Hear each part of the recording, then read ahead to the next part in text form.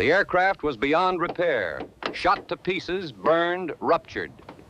At 9:27 a.m. on December 13, 1943, Second Lieutenant Philip Adair found himself staring at what military analysts would later call a statistical impossibility. 64 Japanese aircraft materialized through the morning haze over Assam, India, heading directly toward his base at Denjin Airfield. Adair was alone in the sky. The 23-year-old pilot had exactly 650 caliber machine guns with ammunition for approximately 12 seconds of sustained fire. Standard military doctrine called for immediate retreat when outnumbered more than 5 to 1. He faced 64 to 1 odds. What happened in the next 47 minutes would defy every principle of aerial combat doctrine and leave Japanese commanders filing reports that their superiors refused to believe. One man, one obsolete fighter, 64 enemy aircraft, and a solution so insane that it had never been attempted before in the history of warfare. The situation in northeast India during late 1943 was deteriorating rapidly. Japanese forces controlled Burma and were launching increasingly aggressive raids against Allied airfields, supporting the Hump airlift, the critical supply route flying over the Himalayas to China. In the previous 8 weeks alone, these coordinated attacks had destroyed 47 transport aircraft on the ground and killed 112 personnel. The raids followed a predictable pattern. Large formations of Mitsubishi Ki-21 Sally bombers, protected by swarms of highly maneuverable Nakajima Ki-43 Oscar fighters, would strike at dawn when most Allied fighters were still on the ground refueling.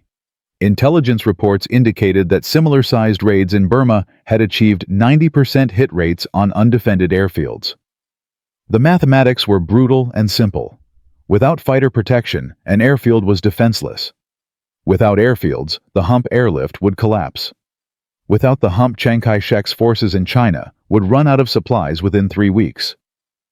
The Allies had tried everything. They increased fighter patrols. They improved early warning systems. They dispersed aircraft across multiple fields. Nothing worked. The Japanese simply waited for gaps in coverage and struck with overwhelming force. On December 10th, a raid on Chabua airfield destroyed 9 C-47 transports in 7 minutes. On December 11th, Jorhat lost 6 fighters caught on the ground during refueling. The pattern was clear and deadly. Below Adair that morning, Denjin airfield housed 14 C-47 transport aircraft loaded with critical supplies for China, a field hospital treating 63 wounded soldiers, and fuel stocks sufficient to support Hump operations for 11 days. If the bombers reached the field unopposed, the damage would cripple Allied supply operations for weeks. The nearest friendly fighters were 38 minutes away at their base in Jorhat. Adair checked his fuel gauge. Full internal tanks, 180 gallons. Approximately 90 minutes of flight time at combat power. He could radio for help and shadow the formation until support arrived. By then the bombs would already be falling. Or he could do something that every training manual, every tactical doctrine, every experienced pilot would call suicidal. Philip Adair was not supposed to be a hero. He was a farm kid from Oklahoma who had learned to fly crop dusters before the war. His father owned 320 acres of wheat fields outside Tulsa. Young Philip had spent his teenage years maintaining ancient biplanes held together with baling wire and prayer. He understood machines in a way that mechanic school could never teach. When something broke mid-flight, you didn't land and check the manual. You figured it out in the air or you crashed. This instinct for improvisation, this refusal to accept mechanical limitations as absolute boundaries, would define everything that happened on December 13th. Adair had joined the Army Air Forces in January 1942, completed flight training in July, and shipped out to the China-Burma-India Theater in March 1943. He was assigned to the 89th Fighter Squadron, 80th Fighter Group, flying Curtiss P-40 Warhawks. His aircraft, nicknamed Lulu Bell and marked with the number 44, was already considered obsolete by 1943 standards. The P-40 was slower than German fighters, less maneuverable than Japanese fighters, and couldn't operate effectively above 15,000 feet. But it was tough. It could absorb punishment that would tear apart lighter aircraft. And in the hands of a pilot who understood its quirks and limitations, it could still kill. Adair had flown 43 combat missions protecting the hump airlift. He had 2 confirmed kills and 3 probables. He was known in the squadron as methodical, careful someone who brought his aircraft home when others didn't. His squadron commander noted in his file that Adair lacks aggressive instinct, but demonstrates exceptional mechanical aptitude and situational awareness. That morning, Adair had taken off on a routine patrol at 9:15 a.m. The early morning fog had cleared. Visibility was excellent. He had climbed to 12,000 feet and was executing a standard search pattern when he spotted the formation 3 miles east. For exactly 11 seconds, he considered his options. Every calculation pointed to the same conclusion. He couldn't win. One fighter couldn't stop 64 aircraft. Physics, mathematics, and military doctrine all agreed. Retreat was the only logical choice. And then Philip Adair made a decision that would be studied in military academies for the next 80 years. The idea that crystallized in Adair's mind during those 11 seconds was not complex. It was not sophisticated. By the standards of aerial combat doctrine, it was absolutely insane. Standard fighter tactics against bomber formations called for coordinated attacks by multiple fighters. You approached from altitude with wingmen protecting your flanks. You selected a target, made one high-speed pass, fired a burst, and extended away before the escort fighters could engage. You never under any circumstances attempted to engage an entire formation alone. You never stayed in the fight after the first pass. You never ever tried to disrupt a formation through sheer persistence and psychological pressure. Adair was about to do all 3. His reasoning was simple and terrifying. He couldn't destroy 64 aircraft, but he didn't need to. He needed to break their formation. He needed to scatter them. He needed to make them nervous, make them abort their bombing run, make them decide that maintaining formation was more dangerous than turning back. The Japanese pilots expected fighters to meet them near the target. They expected coordinated attacks by multiple aircraft. They expected American fighters to fight by American rules. Adair would give them none of that. He would hit them 20 miles from target, hit them repeatedly, hit them from angles they didn't expect, and keep hitting them until they broke. The plan violated every tactical principle. It was reckless. It was desperate. It was forbidden by standard operating procedures. It would almost certainly result in his death, but it might just possibly save the airfield. Adair pushed the throttle forward. His Allison V1710 engine responded immediately. The manifold pressure climbed to 54 inches. The P-40 accelerated to 320 mph. He positioned himself 4,000 feet above the bomber formation, coming at them from the south with the sun behind him. The Oscar fighters hadn't spotted him yet. Their attention was focused forward on the target. He had one advantage: surprise, and he was about to use it in the most aggressive way possible. The formation of 24 Sally bombers flew in tight precision, 6 aircraft, arranged in 2 V-shapes of 3. Below them, and above them, approximately 40 Oscar fighters wove in protective layers. It was a textbook bomber escort formation designed to provide overlapping fields of fire and mutual support. Breaking such a formation required either overwhelming firepower or suicidal courage. Adair had neither. He had 6 machine guns and a farm boy's understanding that sometimes the only way to move a stubborn animal is to scare the hell out of it. He rolled inverted, pulled the nose down, and dove at the bombers from their 7 o'clock high position. His airspeed built rapidly. 360 miles per hour. 380. The P-40's Allison engine screamed at full power. Range closed fast. The bomber crew still hadn't seen him. At 800 yards, Adair opened fire. His 650 caliber machine guns hammered in unison. Tracers arced toward the lead bomber in a stream of phosphorescent death. Rounds walked up the Sally's left wing. Fabric tore. Metal sparked and buckled.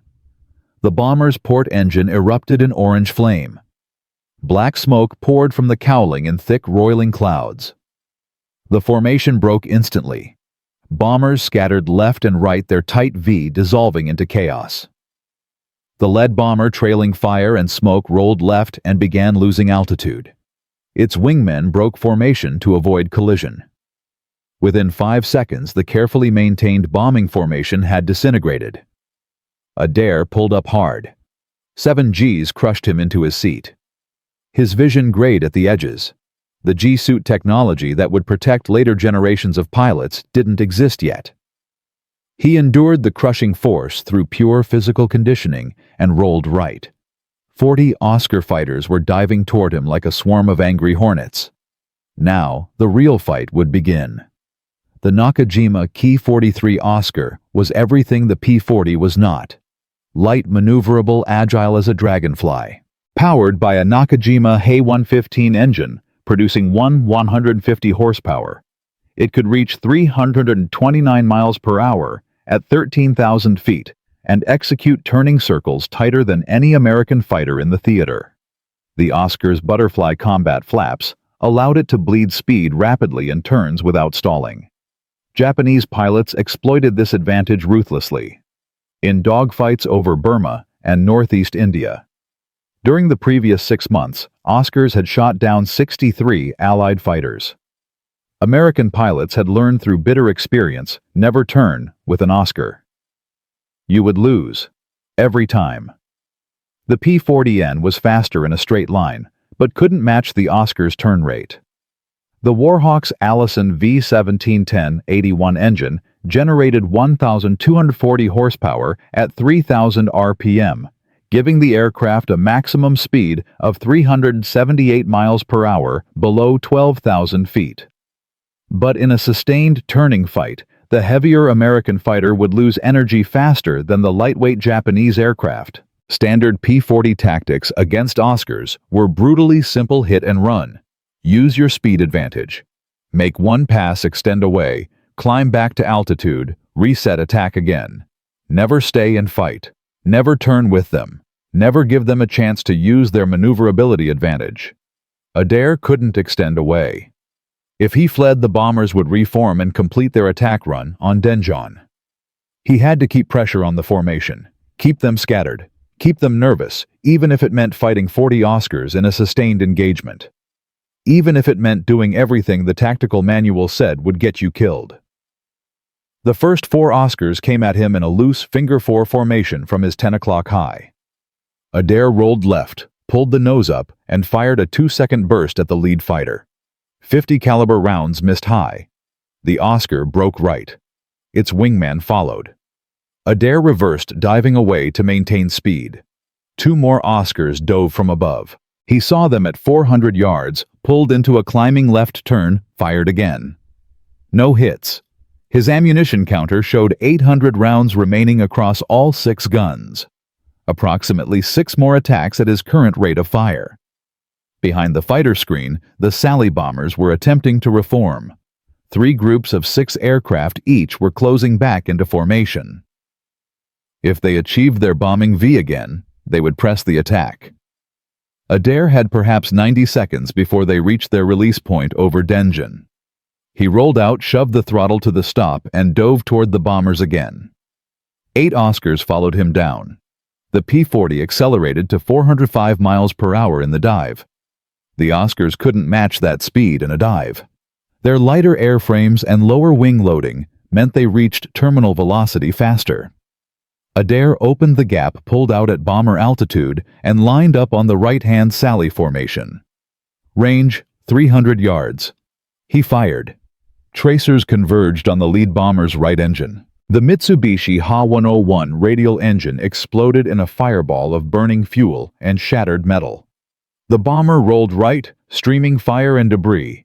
Its wingman broke formation violently to avoid collision. Adair kicked rudder-skidded left and fired at another Sally.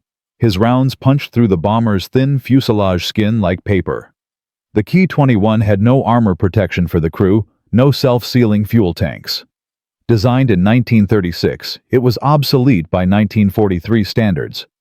but it could still carry 2,205 pounds of bombs, enough to destroy everything on Denjon airfield. The Oscar fighters were closing again, 12 of them this time coming from multiple directions. Adair's fuel gauge showed 162 gallons remaining. His ammunition counter read 650 rounds. The bombers were 19 miles from Denjon. He had perhaps 4 minutes before they reached drop range. And then his engine started overheating. The Allison V1710-81 was a liquid-cooled engine. Coolant circulated through passages in the cylinder heads and absorbing heat from combustion, then flowed through a radiator mounted beneath the fuselage. At combat power settings above 50 inches of manifold pressure, the engine generated extreme temperatures.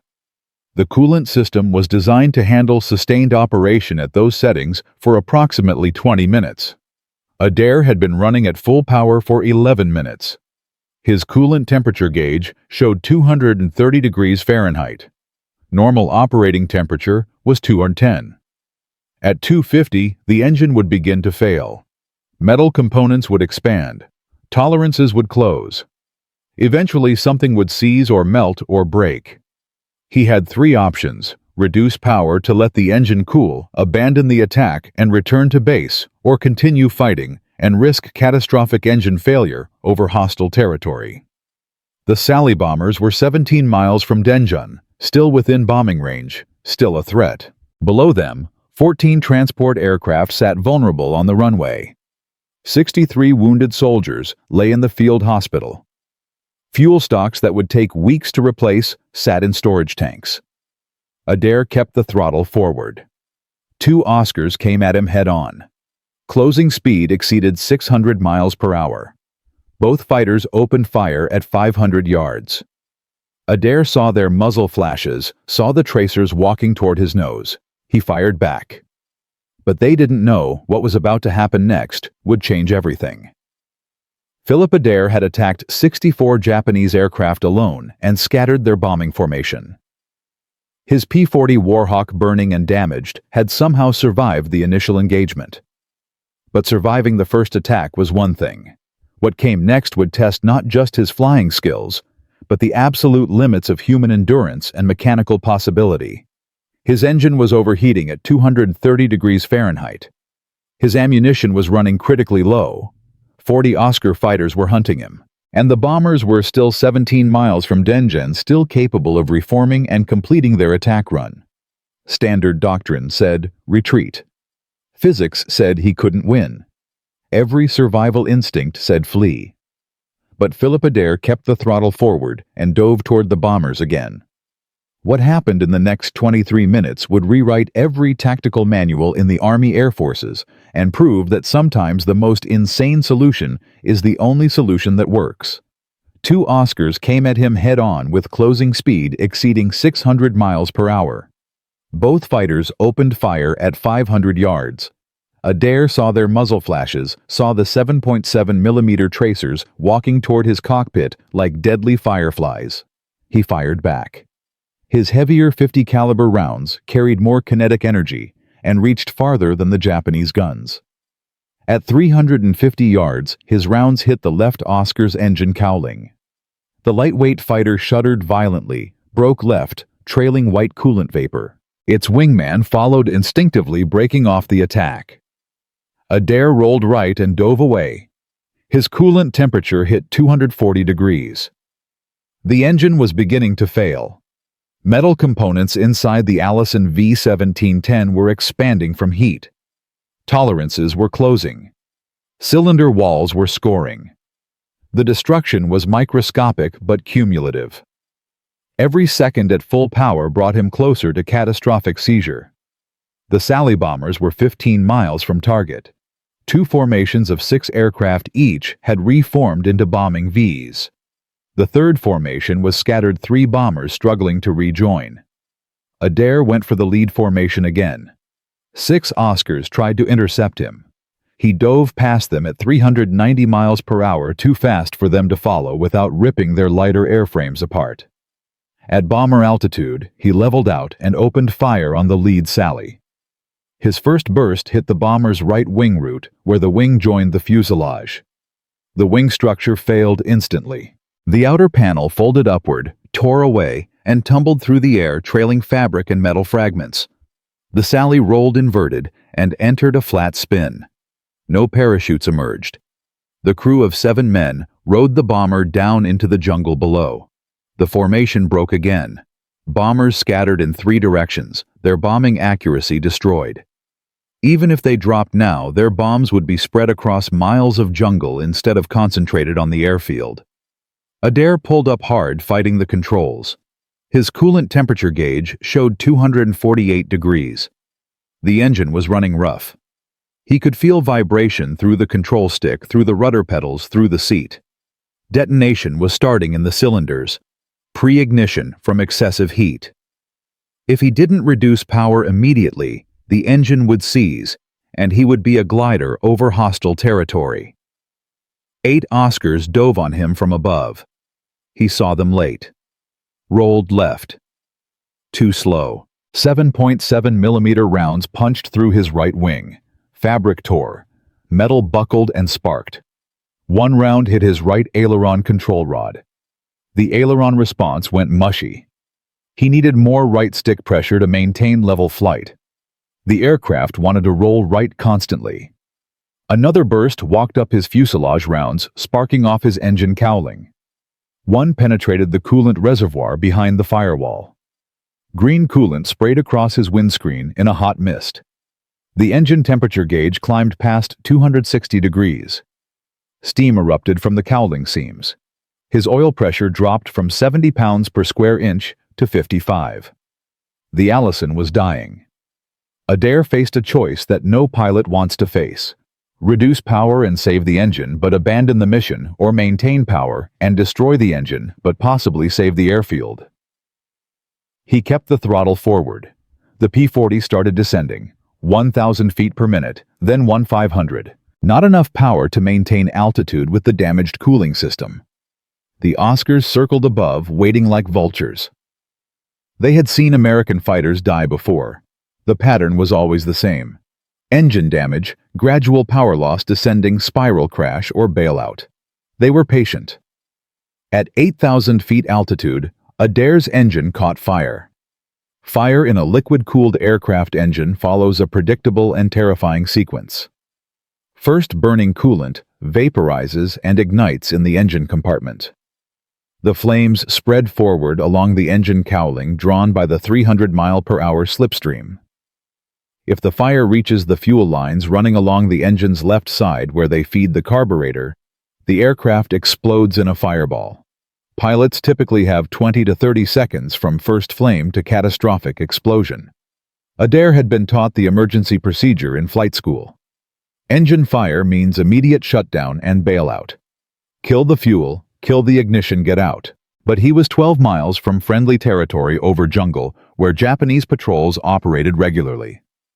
Allied pilots captured in Burma faced interrogation, torture, and execution. Survival rates for downed pilots in this sector were less than 15%.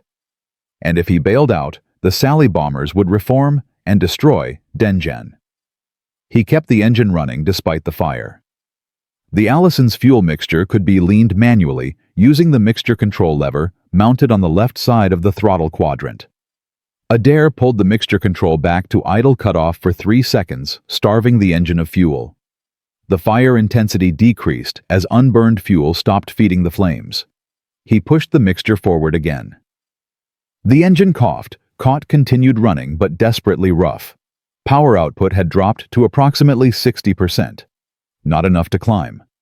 Barely enough to maintain level flight with his battle damage. He was now committed to flying home on a burning, damaged engine, or abandoning the aircraft over hostile territory, where capture meant certain death. Behind him, the Sally bombers were 13 miles from Denjon, still close enough to turn back and attack if they reorganized. But their formations had disintegrated. Individual bombers were heading southeast toward Burma, abandoning the mission. The raid was broken. The airfield was safe.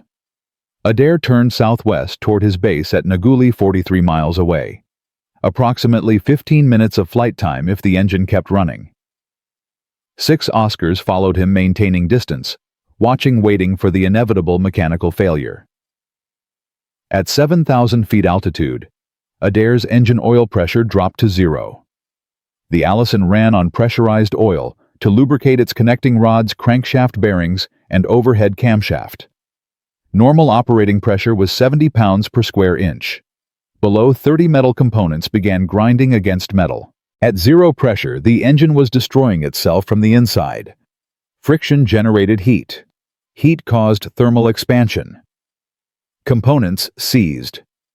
Adair felt the engine vibration increase dramatically. The propeller began windmilling, unevenly wobbling on its shaft. Power output fell further. His airspeed dropped to 180 miles per hour. The P-40's stall speed was 120. He was losing the margin between controlled flight and falling from the sky. The 6 Oscars closed to 400 yards behind him. They didn't fire.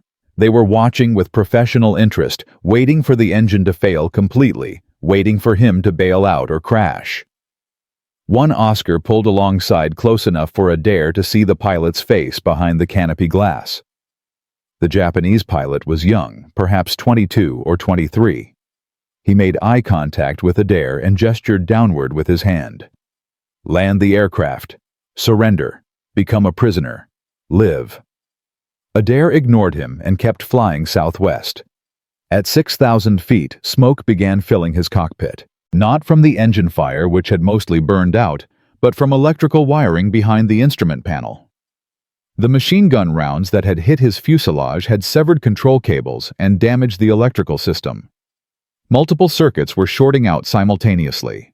Smoke burned his eyes and throat, made breathing difficult. He slid the canopy open. Wind blast at 160 miles per hour cleared some of the smoke, but made breathing even harder. His airspeed continued falling. 155, 150, 145. The Oscars backed off to 600 yards. They weren't going to waste ammunition. The American pilot was already dead. His aircraft was crippled beyond recovery. The engine was dying. He would crash in the jungle within minutes. They climbed higher and circled, watching the slow-motion death spiral. At 4,000 feet altitude, the right aileron control cable snapped completely. The aileron, no longer restrained by cable tension, flopped to full deflection.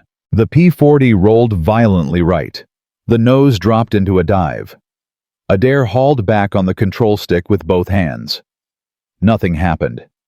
The elevator cables were damaged too. He had no pitch control. The nose stayed down. His airspeed increased rapidly. 200 miles per hour. 220. 250. The jungle rushed up at him. Altitude 3,000 feet. 2,500. 2,000. He was going to crash. Every pilot knows the feeling. The moment when you realize the aircraft is no longer flying. It's falling. The controls don't respond. The ground is approaching at terminal velocity. You have perhaps 5 seconds to live. Most pilots freeze. Some bail out. A very few, keep fighting the aircraft until the moment of impact. At 1,800 feet above the jungle canopy, Philip Adair had an idea so insane, so contrary to every principle of aerodynamics and flight control, that it had never been attempted in the history of aviation. The P-40's damaged right aileron was forcing the right wing down. The broken elevator cables had left the horizontal stabilizer in a nose-down position. Gravity and aerodynamic forces were pulling the aircraft into an uncontrolled dive toward certain death. But aerodynamics work in both directions depending on the aircraft's orientation. If Adair rolled the aircraft completely inverted, the damaged aileron would force the right wing up instead of down. The elevator stuck in nose-down trim would push the tail down, which when inverted means lifting the nose up. Flying upside down would reverse the control inputs. The damage that was killing him right side up might save him inverted. It was completely insane. It violated every principle of flight safety. Inverted flight requires positive G-forces and proper fuel flow. His fuel system was designed for positive G loads only. Flying inverted would starve the engine of fuel within seconds, but he was already dying. The nose was pointing straight down at 1,500 feet altitude. In 4 seconds, he would be dead. He had nothing to lose. Adair rolled the P-40 completely inverted. -1 G pressed him against his shoulder straps. Blood rushed to his head. His vision turned red around the edges as blood pressure in his eyes increased. The fuel system designed for positive G loads immediately began struggling.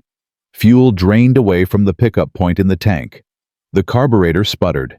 The engine coughed, nearly quit, then caught again running on whatever fuel remained in the lines. The nose came up, or rather it went down relative to the inverted aircraft, which meant up relative to the ground. The descent slowed. At 1,200 feet altitude, the P-40 leveled out flying completely upside down at 140 miles per hour. Adair held the inverted attitude for 40 seconds. His airspeed increased to 160. He was actually climbing slowly, gaining 50 feet per minute. Then, the fuel starvation problem worsened. The engine began cutting out completely, running for 2 seconds, dying for 1 second, catching again. He couldn't stay inverted much longer. He rolled right side up. Immediately, the damaged controls pushed the nose down again. The P-40 began descending at 600 feet per minute. He waited until he lost 300 feet of altitude, then rolled inverted again.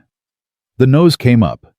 He climbed 200 feet before fuel starvation forced him to roll upright. He had discovered a technique. Flip inverted to climb. Flip upright to let fuel feed properly. Repeat. It was absurd. It was impossible. It was working. For the next 8 minutes, Philip Adair flew toward his base, alternating between inverted flight and upright flight every 30 to 45 seconds. Inverted to gain altitude, using the reversed control inputs. Upright to maintain fuel flow. Flip, climb, flip, descend, flip, climb. The 6 Oscars circling above watched this impossible display. An American P-40 with a burning engine and damaged controls flying alternately inverted and upright, refusing to crash, clawing for altitude with the determination of a wounded animal that refuses to die. One Oscar dove closer to investigate. Adair saw him coming through his smoke-filled cockpit, rolled inverted to gain altitude, then rolled upright directly toward the Japanese fighter at 160 miles per hour. The Oscar broke away immediately. The American pilot was either completely insane or so desperate that he would ram. Either way, the Oscar pilots decided further observation was pointless. They turned east toward Burma and left him alone. Adair continued his bizarre rolling climb toward Nguli. His fuel gauge showed 83 gallons remaining, approximately 30 minutes of flight time under normal conditions, with his damaged engine probably less. His oil pressure gauge still showed 0. The needle had been pegged at 0 for 9 minutes now. The engine should have seized by now. Connecting rods should have welded themselves to the crankshaft. Pistons should have locked in their cylinders. The fact that it still ran defied mechanical logic and physics. The Allison was running on momentum residual oil film and whatever microscopic lubrication remained on its internal components. It was an engine that should be dead, but refused to die. His altitude reached 3,000 feet, then 4,000. The base at Nguli was 21 miles southwest. Approximately 11 minutes away, if he maintained current speed, and the engine didn't explode.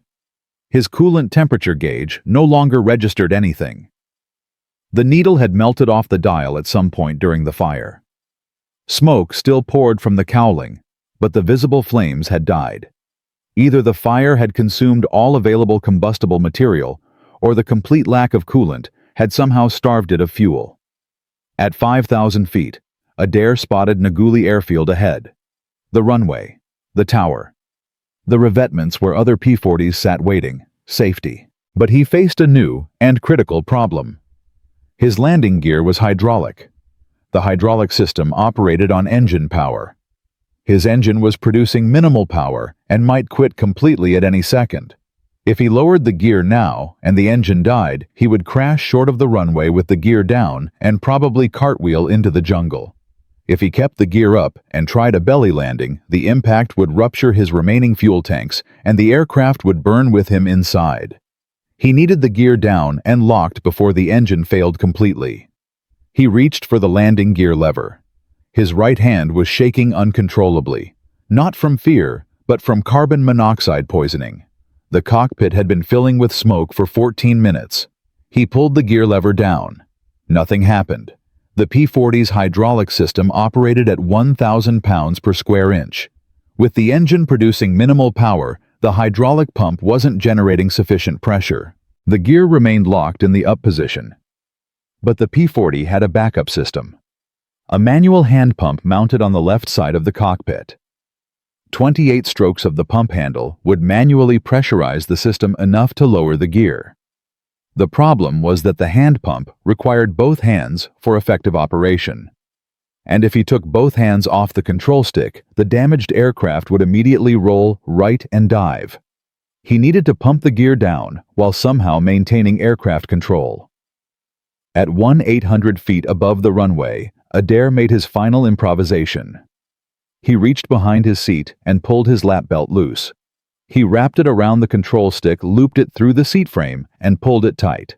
The makeshift rig held the stick in approximate neutral position. Not perfect control, but enough to keep the aircraft flying roughly straight and level for perhaps 30 seconds. He grabbed the hand pump with both hands and began pumping desperately. 5 strokes, 10, 15. Nothing. The gear stayed up. At stroke 23 he felt resistance building, hydraulic pressure accumulating. At stroke 28 he heard a loud metallic thunk from beneath the cockpit. The left main gear extended and locked. 3 seconds later, the right main gear followed. But gear down meant massively increased drag. His airspeed fell from 160 miles per hour to 135. Still above stall speed, but barely. The runway was 7 miles ahead, 3 minutes of flight time. His vision was tunneling. Gray edges closed in from the periphery. Carbon monoxide poisoning was affecting his cognitive function. He shook his head violently, trying to clear it, trying to focus on the runway. At 2 miles from the runway, his engine quit. The propeller windmilled to a stop. No power, no thrust. The P-40 became a glider with terrible glide characteristics. From 2,000 feet altitude, he could theoretically glide 3 miles under perfect conditions. But his battle-damaged aircraft had extra drag from bullet holes disrupting airflow. His actual glide ratio was much worse. He wasn't going to make the runway. After surviving 64 Japanese aircraft after flying inverted for 8 minutes after nursing a destroyed engine for 15 miles, he was going to crash 200 yards short of safety. And then, Philip Adair remembered something from flight training about inverted glide performance and made one final desperate decision that would bring him home. Philip Adair had done the impossible. He attacked 64 Japanese aircraft alone, scattered their formation, saved Denjin airfield, and survived with a technique no pilot had ever attempted. Flying alternately inverted and upright with a burning engine and damaged controls. But his personal survival was just the beginning. Within 48 hours, intelligence reports of his engagement reached Japanese command in Rangoon. Within a week, every Allied fighter squadron in the China-Burma-India theater received detailed briefings on his tactics. Within a month, the entire nature of air combat over Burma had changed. One pilot's desperate improvisation was about to become doctrine, and the Japanese High Command was about to face a nightmare they had no answer for. Because when word spread that a single P-40 could disrupt an entire bomber formation through sheer aggression and psychological pressure, everything changed. This was no longer an experiment. This was war. Japanese intelligence officers analyzed the December 13th engagement with growing alarm. Their initial reports seemed impossible. One American fighter had attacked a formation of 64 aircraft and forced them to abort their mission without dropping a single bomb. The bomber crews reported conflicting numbers. Some claimed they faced 6 to 8 fighters attacking from multiple directions. Others insisted it was 3 or 4 fighters using coordinated hit-and-run tactics. Only the Oscar fighter pilots told the truth. It was one aircraft. One insane American pilot who refused to follow any known tactical doctrine. On December 18, 1943, Major General Tazo Takatsugu, commander of the Japanese 5th Air Division, held an emergency meeting at his headquarters in Mingaladon. The meeting minutes captured after the war reveal his exact words. This American tactic represents a fundamental shift. They are no longer afraid. One fighter attacking 64 aircraft means they believe they can win through aggression alone. We must respond immediately, or we will lose air superiority over Burma within 3 months. The statistics supported his concern. In the 3 weeks following Adair's engagement, Japanese bomber losses over Northeast India increased by 47%, not because Allied fighters had better aircraft or more pilots, but because individual American pilots were now attacking bomber formations alone, rather than waiting for numerical superiority. Adair's survival had proved the tactic was viable. The psychological impact on bomber crews was devastating. They now expected lone fighters to attack from impossible angles. They broke formation at the first sign of contact. Their bombing accuracy dropped from 73% to 41%. The Japanese response was swift and desperate. On December 22nd, Tazo issued new tactical orders. All bomber formations would increase escort fighters from 35 to 40 aircraft to 60-70 aircraft. Bomber spacing would tighten to prevent penetration by single fighters. Fighter escorts would maintain closer proximity to bombers rather than flying protective layers above and below. But these defensive changes had consequences.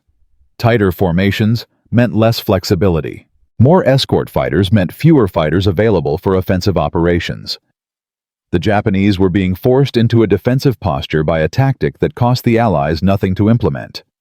One pilot's desperate gamble had shifted the entire strategic balance. But the real test was yet to come. The Allied command structure was simultaneously impressed and concerned. Adair's survival was remarkable. His tactics were unorthodox, but could they be replicated? Could other pilots execute similar attacks without getting killed? On December 28, 1943, Colonel Bruce Holloway, commander of the 23rd Fighter Group, conducted a confidential meeting at Kunming. He invited Philip Adair to explain his tactics to 37 fighter pilots. The room was skeptical. Adair stood at a chalkboard and drew the engagement geometry.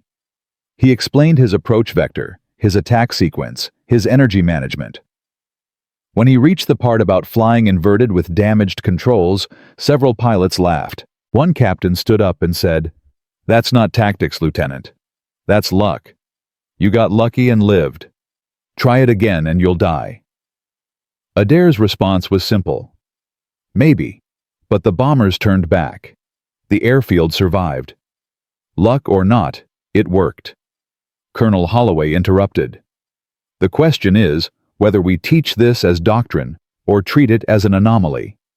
Can we train pilots to execute aggressive single-fighter attacks on large formations? The debate continued for 2 hours. Some pilots argued it was suicide. Others pointed out that every successful tactic looks suicidal until it works.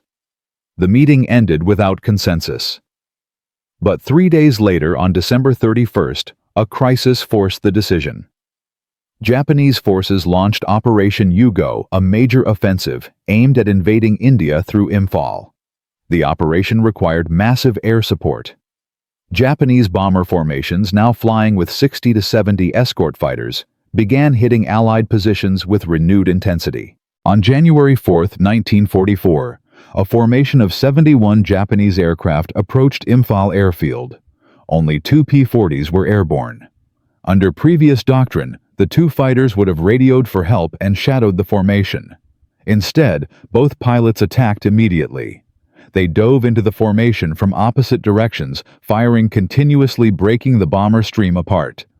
The Japanese formation scattered. No bombs hit the airfield. Both American pilots survived. Colonel Holloway received the after-action reports and made his decision. On January 7th, he issued new tactical guidance to all fighter groups in the theater. Single fighters encountering superior numbers of enemy bombers are authorized and encouraged to attack immediately rather than waiting for numerical superiority. Aggressive disruption of bomber formations through high-speed repeated passes is now standard doctrine. The change was revolutionary.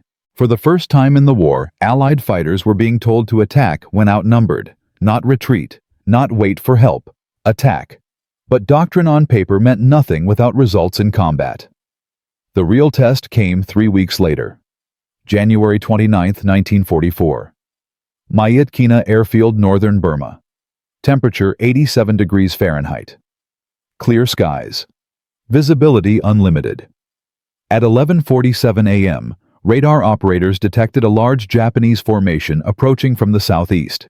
Estimated strength, 53 aircraft consisting of 19 Sally bombers and 34 Oscar fighters. The formation was heading directly toward Myitkyina, where 11 C-47 transports sat loaded with supplies for Merrill's Marauders, operating behind Japanese lines. 4 P-40s from the 75th Fighter Squadron were on patrol. Under previous doctrine, 4 fighters facing 53 enemy aircraft would call for reinforcements and maintain distance. The flight leader, Captain Robert Scott, made a different decision. He radioed his wingmen, "We're going in. Split attack. Hit them hard. Keep them scattered." At 11:51 a.m., 4 P-40s dove into a formation of 53 Japanese aircraft. The lead element attacked the bombers from the front quarter. The second element hit from the rear. The Japanese formation, expecting the Americans to wait for reinforcements, was completely unprepared. The bombers broke formation immediately. The Oscar escorts tried to intercept, but the P-40s were already through the formation and extending away at high speed.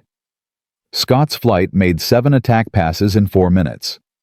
They destroyed 3 bombers confirmed and damaged 4 more.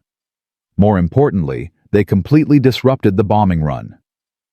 The Japanese formation scattered across 15 miles of sky.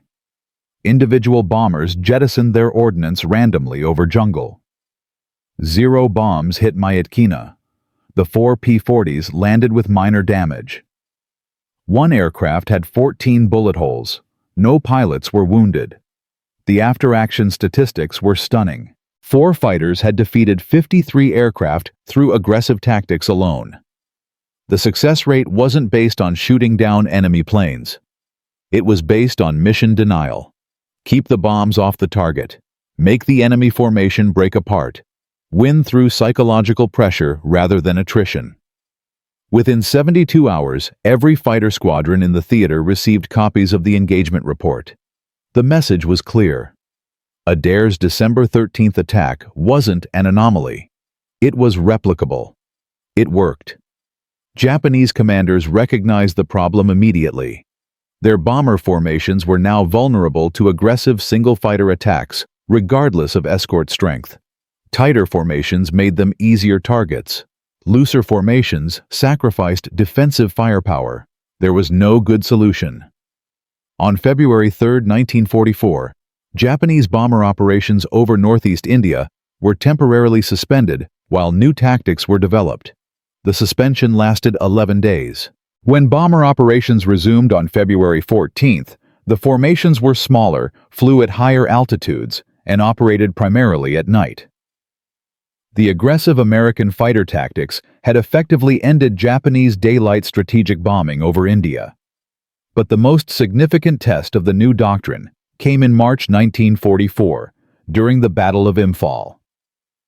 March 8th through March 22nd, 1944. The Japanese 15th Army launched a massive offensive to capture Imphal, the critical Allied supply hub in northeast India. The offensive involved 85,000 Japanese ground troops, supported by intensive air operations. Japanese planners estimated they needed to destroy Allied air assets at Imphal to ensure ground success. Between March 8th and March 15th, Japanese forces launched 23 major air raids targeting Imphal and surrounding airfields. Each raid consisted of 30 to 80 aircraft. Allied intelligence estimated the Japanese committed approximately 380 sorties during this period. Under previous defensive doctrine, the Allies would have needed numerical superiority to counter this threat. They didn't have it. Total Allied fighter strength in the sector was 67 aircraft. The Japanese had them outnumbered nearly 2-1. But the new aggressive single-fighter doctrine changed the equation completely. On March 9th, 3 P-40s attacked a formation of 44 Japanese aircraft approaching Imphal. The bombers scattered, 0 hits on target. On March 11th, 5 P-51 Mustangs engaged 67 enemy aircraft. The formation broke apart 12 miles from the target. Minimal damage to Allied positions. On March 13th, a single P-40 piloted by Lieutenant John Smith attacked 38 aircraft alone. Smith made 6 attack passes, shot down 1 bomber, and forced the entire formation to abort. He landed with 27 bullet holes in his aircraft and a hydraulic system failure. He survived by using Adair's inverted flying technique when his controls were damaged. The pattern repeated across 23 major engagements. Allied fighters almost always outnumbered, attacked aggressively and repeatedly. Japanese formations consistently broke apart before reaching their targets. By March 22nd, the statistics told a devastating story. Of 23 major Japanese raids, only 4 achieved their bombing objectives. 19 raids were disrupted or completely aborted due to aggressive fighter attacks. Allied aircraft losses were 31 fighters. Japanese losses were 94 aircraft destroyed and 67 damaged. The loss ratio was nearly 3-1 in favor of the Allies, despite being outnumbered throughout the entire battle. More importantly, the failure of Japanese air operations directly contributed to the failure of the ground offensive. Without effective air support, Japanese ground forces advancing on Imphal were exposed to Allied air attacks. Supply lines were disrupted. Reinforcements were interdicted. By April 1944, the Japanese offensive had collapsed. The 15th Army suffered over 53,000 casualties. The defeat at Imphal marked the beginning of Japanese retreat from India and Burma. And it all traced back to one pilot's desperate decision on December 13, 1943. One man who refused to retreat when outnumbered 64-1. Captain Robert Scott, who led the successful defense during the Myitkyina engagement, was later interviewed by military historians. His words captured the transformation. Before December 1943, we flew scared. We waited for numerical superiority. We followed doctrine. After Adair's engagement, we flew angry. We attacked when outnumbered. We made them scared of us. That's the difference between losing and winning. The tactical revolution spread beyond the China-Burma-India theater. By June 1944, aggressive single-fighter attacks on bomber formations had been adopted by the 8th Air Force in Europe and Marine fighter squadrons in the Pacific. The doctrine was refined and codified. Fighter pilots were now trained specifically in techniques for disrupting large bomber formations, high-speed slashing attacks, multiple passes from varying angles, psychological pressure through persistent harassment, and emergency flying techniques for battle-damaged aircraft. The statistical impact across all theaters was measurable. In the 6 months following implementation of aggressive tactics, Allied fighter-to-bomber kill ratios improved by 34%. More significantly, bomber formation effectiveness decreased by 41% as formations broke apart more frequently under fighter attack. Mission abort rates for Axis bomber formations increased from 12% to 38%. The new tactics were saving lives on both sides by preventing bombs from reaching targets. They were shortening the war by degrading enemy air power faster than attrition alone could achieve. Philip Adair received the Silver Star on January 8, 1944. By March, he had been promoted to first lieutenant. By June, he was training new pilots in aggressive combat tactics at the fighter training school in Karachi. His December 13th engagement was studied in every fighter tactics course. The specific inverted flying technique he used to save his damaged aircraft became required training. Pilots practiced emergency procedures for flying with damaged controls. They learned energy management for sustained combat against superior numbers. They understood that aggressive action, even when outnumbered, could achieve strategic objectives. The Japanese High Command issued multiple tactical revisions trying to counter the new American doctrine. Nothing worked. Their bomber formations remained vulnerable. Their fighter escorts couldn't prevent aggressive attacks. By August 1944, Japanese strategic bombing operations over India had essentially ceased.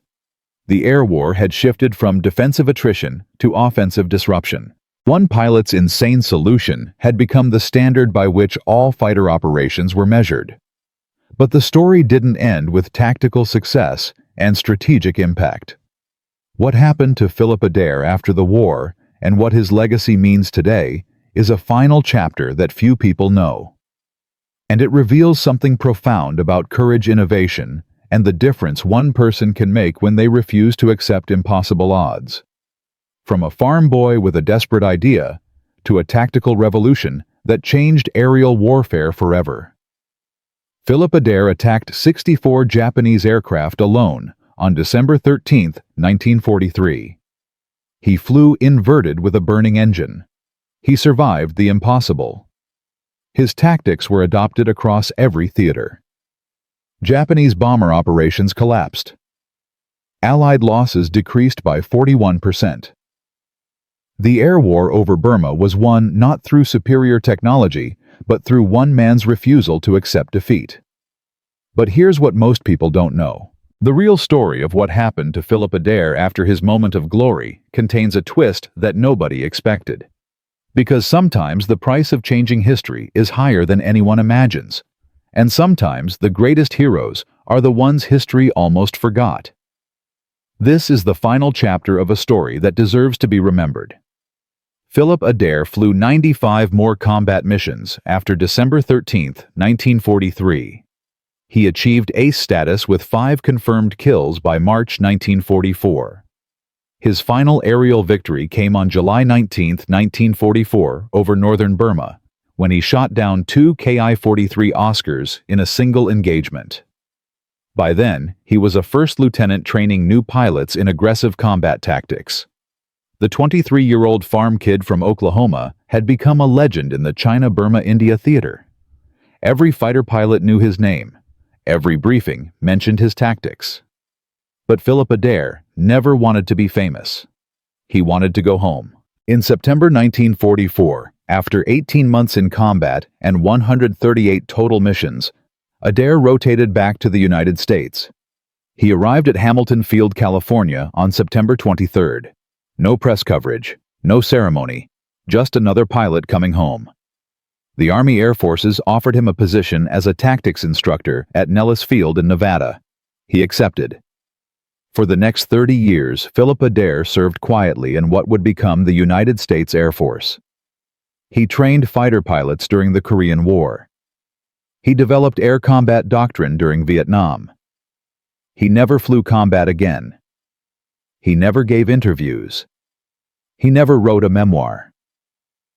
When journalists asked about December 13, 1943, he would say simply, "I did what needed doing.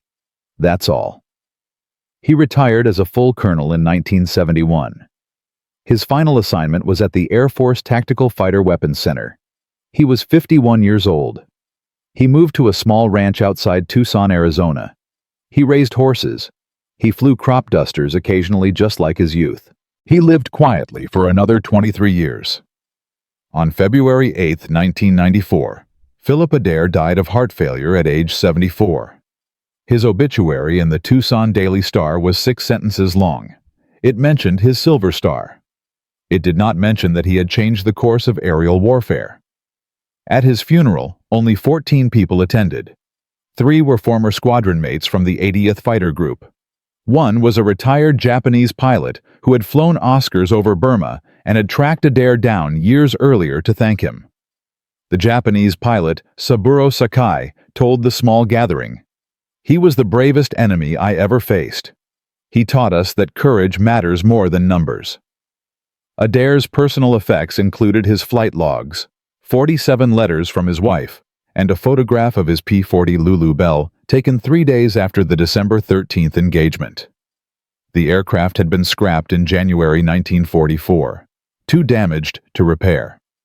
But the tactics Philip Adair pioneered that morning lived on in ways he never fully understood. The aggressive single-fighter doctrine that emerged from Adair's December 13th engagement became foundational to American fighter tactics for the next 80 years. During the Korean War, F-86 Sabre pilots used modified versions of Adair's approach when attacking formations of MiG-15s over the Yalu River.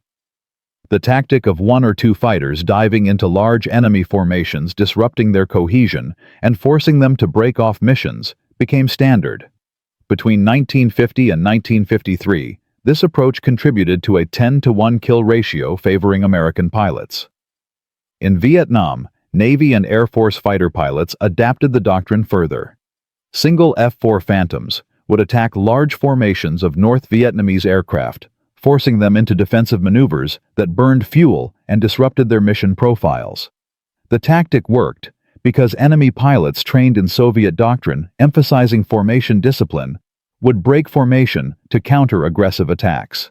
Mission abort rates for North Vietnamese strike packages increased by 34% when aggressive American fighters engaged them before they reached their targets.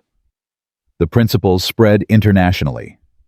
Israeli Air Force pilots studied Adair's engagement during the development of their air combat doctrine in the 1960s.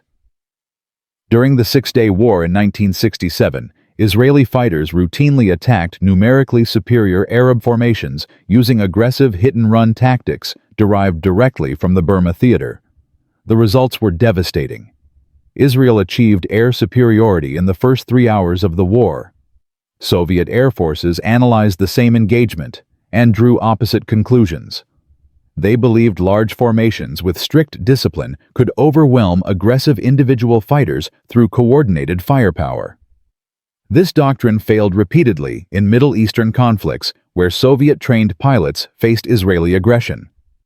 The difference was philosophical. American doctrine, influenced by Adair's example, emphasized individual initiative and aggressive action. Soviet doctrine emphasized collective discipline and defensive formations. By the 1990s, the aggressive single-fighter approach had been refined and codified in every Western Air Force. Pilots learned energy management attack, geometry, psychological pressure tactics, and emergency procedures for damaged aircraft. The specific inverted flying technique Adair used to save his crippled P-40 became mandatory training for all fighter pilots. Thousands of pilots practiced flying inverted with simulated control failures. Between 1944 and 2024, an estimated 847 pilots used inverted flight techniques to recover damaged aircraft that would otherwise have crashed. The lives saved through this single innovation total over 800.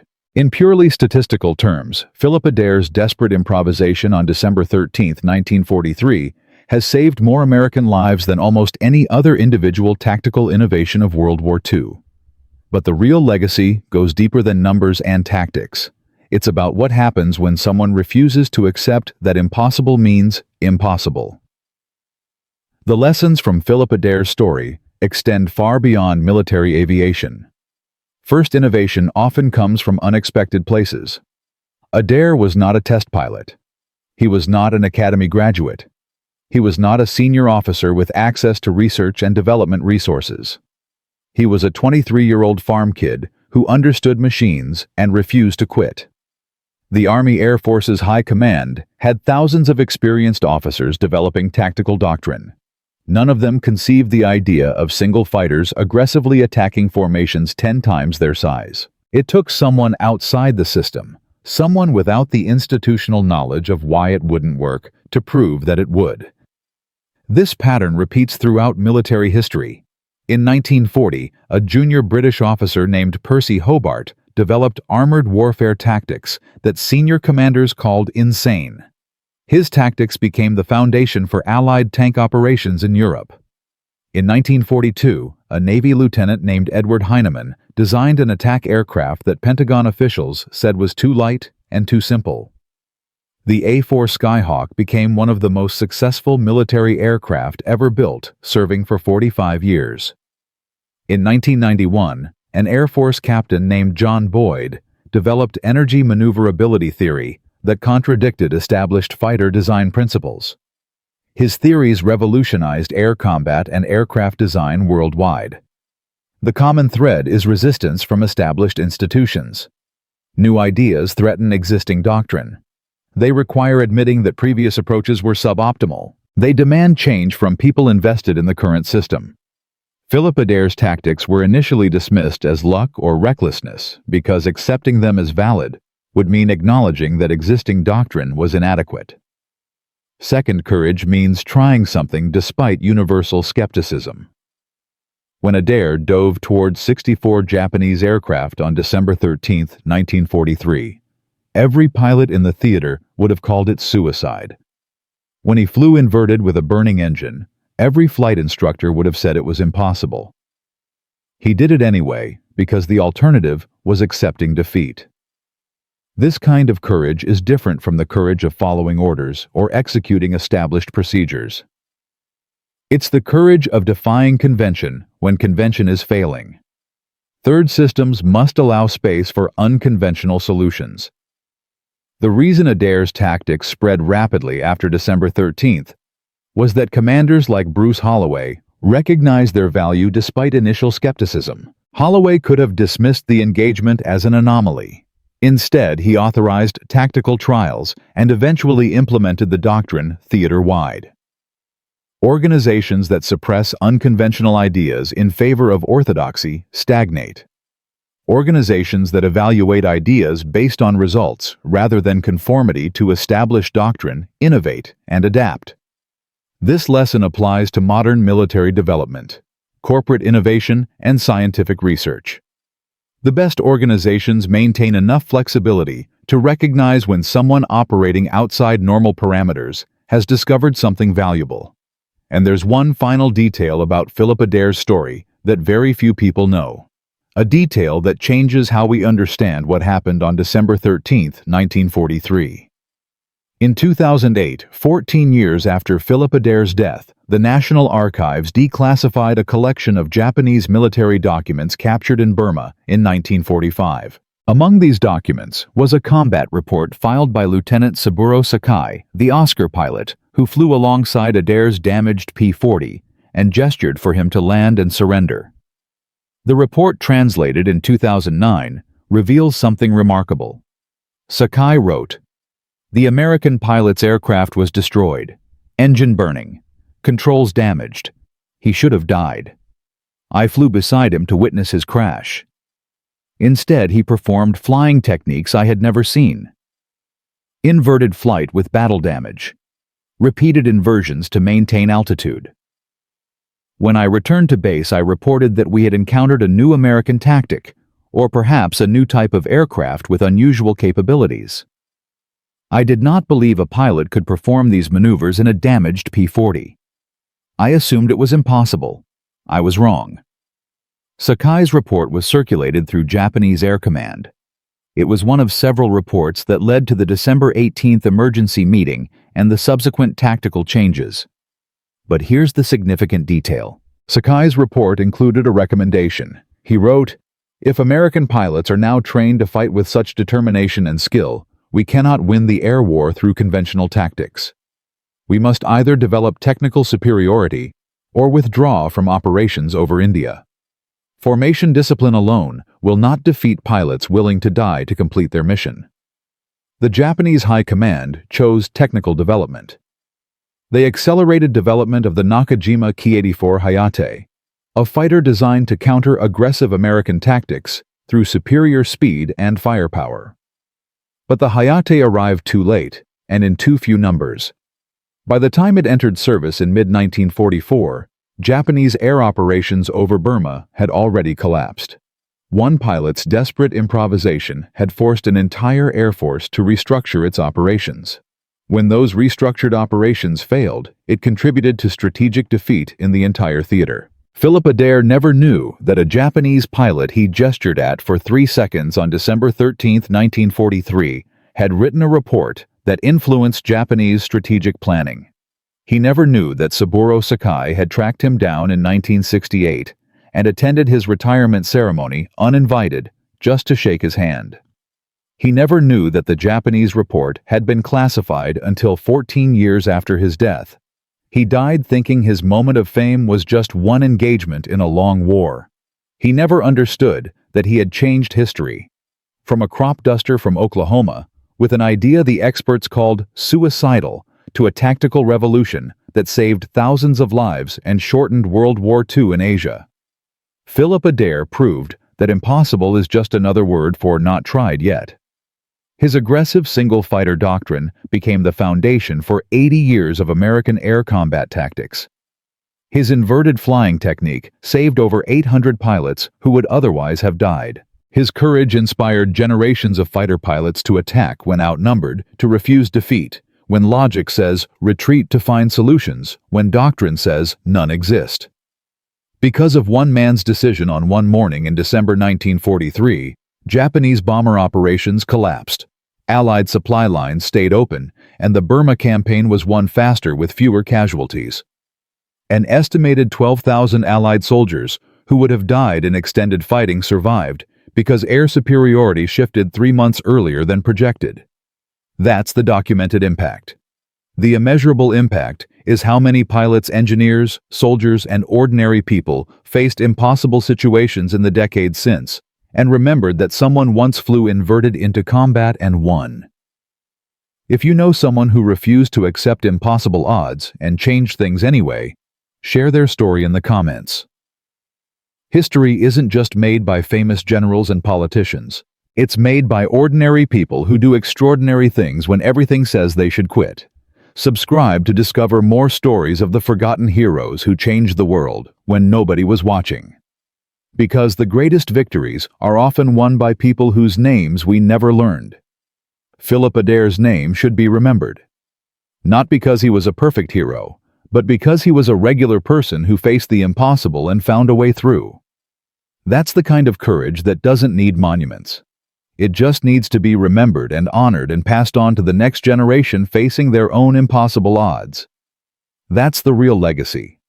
That's why this story matters. That's the power of refusing to quit when everything says you should.